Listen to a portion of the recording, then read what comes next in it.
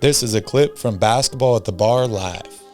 Calvin, let's talk about the New York Knicks. What they can do this offseason to rebuild this team. They had an amazing season last year, a ton of success. Knicks fans were thinking, wow, we're on the up and up. We fixed it all. We brought in a hard-headed coach, some good young players. We're going to be in the playoffs every single year now for the next decade. That, unfortunately, did not happen. They finished last year. Dad, I know you didn't think that. With a 37-45 record. Just here to give some context, according to ESPN, this is the Knicks' depth chart. As far as starters, they have Alec Burks starting at the point guard. I think this is due to the Derrick Rose injury. Evan Fournier, don't Google, is the starting shooting guard. RJ Barrett is holding down the 3 position, Julius Randle at the 4, and Mitchell Robinson is the starting center on this team. As far as financials go, Julius Randle is just starting a 4-year contract extension, making $23 million next year. Evan Fournier's got 3 years left after this season on his deal. Derrick Rose has 2 years left. Alex Burks and Nerlens Noel have 2 years as well. All of those are team options on the last year. And then you have guys like Kemba Walker, Taj Gibson, Cam Reddish, RJ Barrett, all entering the final year of their deal. Of course, RJ Barrett, Cam Reddish, and some of these other younger guys are under, or their team has their bird rights, so they can re-sign them. They are restricted free agents. And then you have guys like Obi Toppin and Emmanuel Quigley that are free agents the year afterwards. They also have the 11th pick in the draft. But Calvin, I want to hear from you. What do the New York Knicks need to do to improve next season? Man, that's a really tough question. This team, to me, is at such a crossroads, especially when you take into account all the news that you hear about the Knicks for this offseason, and particularly the draft. They're one of the most talked about teams as a team that's trying to move up into the top, probably 5 to 7 picks, right? Mm-hmm. And we've heard rumors about them trying to trade into a few different spots. Indiana at 6 has been mentioned a lot. The Kings have recently been mentioned at 4. And what it seems most likely for them to move into that spot would be to deal Julius Randle.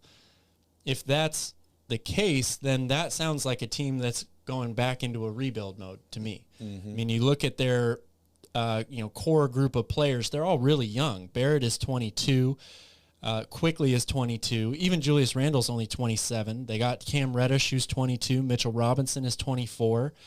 So they've got some nice young pieces here, but in terms of how do they get back to that, top tier, top 4 seeds in the Eastern Conference playoffs, you're looking pretty far up now. The Eastern Conference has really strengthened itself over the past year or so.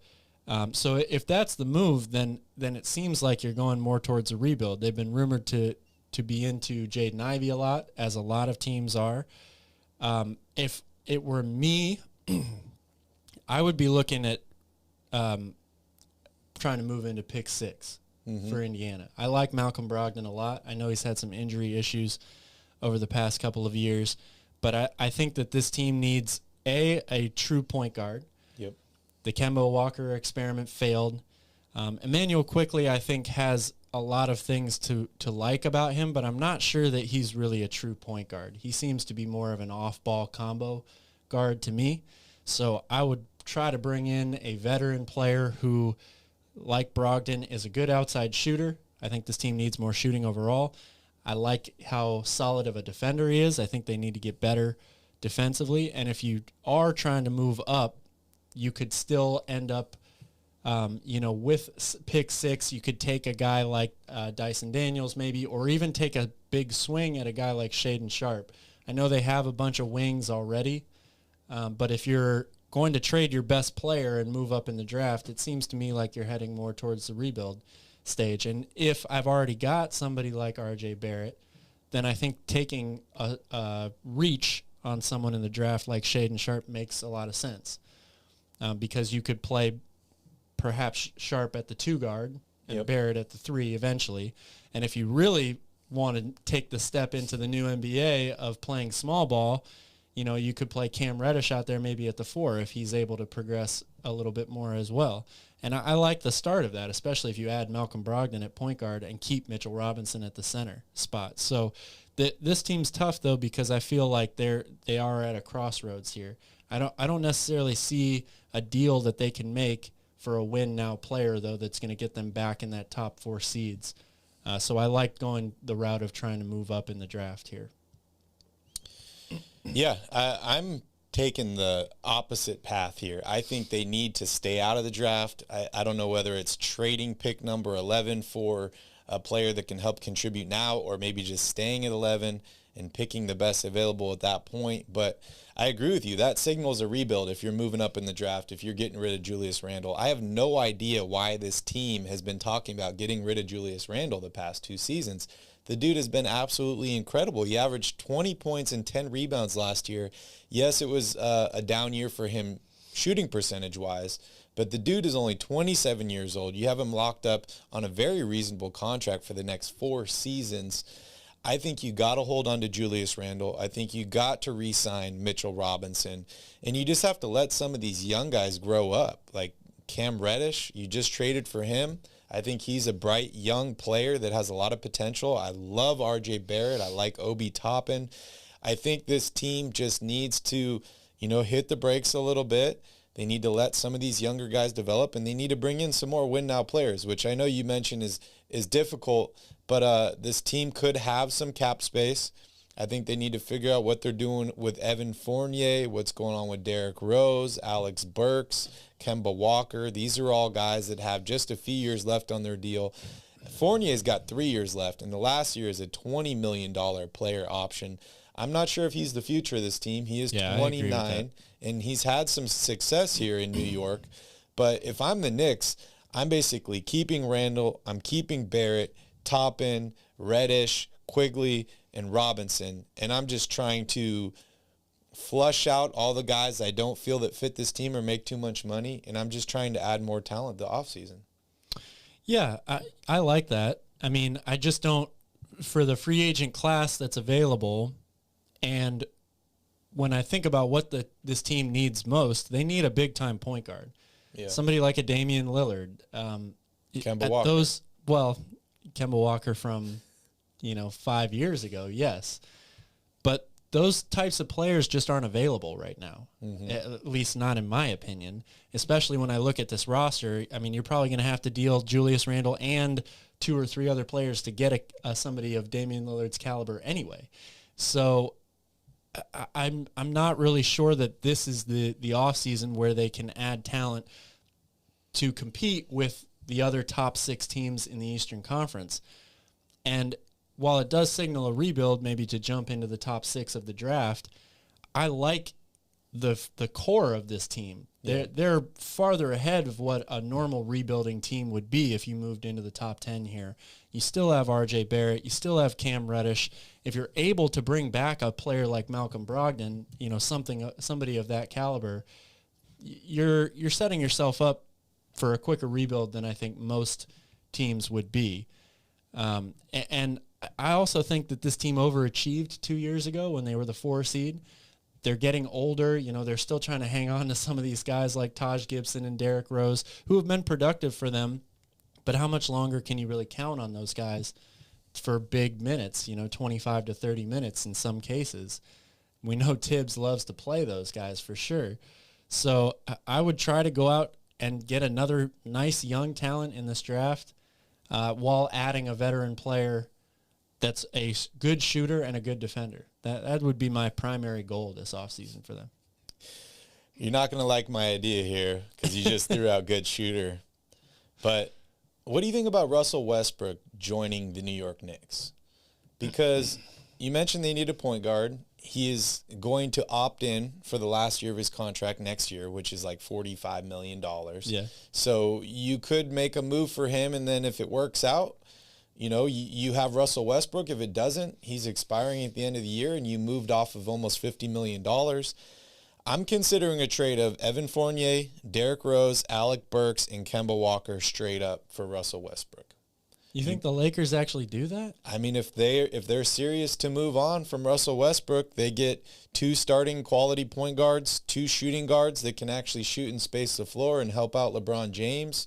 If the Lakers want to move on from Russell Westbrook and they're not getting any better deals, this brings in 4 contributors to that team, and I like this deal for the Knicks a lot as well. Yeah. I think if you could pull off that type of deal, it would benefit the Knicks more than the Lakers, I would say. Yeah.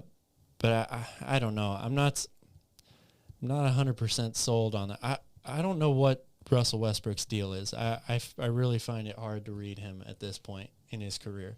Yeah. I just think that the shooting is such a liability when you add the turnovers, the free throw percentage, all of that stuff. For a team that, like New York, that's trying to learn how to win, basically, I don't know that sets them up better. I would almost rather them go after, if I'm the Knicks, I would rather go after Kyrie Irving than Russell Westbrook. Do you think Thibodeau could get the best out of Russell Westbrook? Or do you think that there is a coach in the league that could get the most out of Russell Westbrook? Because we saw him traded to Washington, right, with his old coach Scott Brooks, who Westbrook arguably played his best basketball under in Oklahoma City. I feel like a guy like Thibodeau could definitely get Westbrook in shape. Not that he's out of shape, but I mean in basketball shape, in just play team ball. Maybe. I don't know. That's a tough question to answer. I just don't have enough insight into Russell Westbrook's mind frame right now. Frank Vogel is supposed to be a defensive-minded coach. True. True. Right? And they seem to clash a lot. So, or at least that's what's being reported. I don't know for sure, but do you think a starting lineup of Russell Westbrook, R.J. Barrett, Cam Reddish, Obi Toppin, and Mitchell Robinson makes the playoffs next season? Say that one more time. Russell Westbrook, R.J. Barrett, Cam Reddish, Obi Toppin, Mitchell Robinson. Playing at best, I would say. Okay. That's an improvement from this season. Yeah. It'll be interesting to see what is available for them at pick 11, because if you can hold on to that pick up a guy, make one of these moves to clear some salary, and maybe add a guy like Russell Westbrook, I honestly feel like that could be the best way to help fix this Knicks team. Calvin and I are going to be diving a little bit deeper in a couple weeks. We're going to be doing NBA 2K rebuilds. I don't know how realistic those really are, but we'll try to keep it as realistic as we can. But we'll do one of the New York Knicks, so make sure you guys stay tuned and tune in for that. Calvin, any other thoughts on the Knicks offseason before we move on here? Yeah, I would try to balance out this roster. Like they've got a ton of really young guys and a ton, mostly wings and guards, and then their front court is like the 3 wise men. You got Taj Gibson at 36. It's amazing to me that Nerlens Noel is only 28 years old.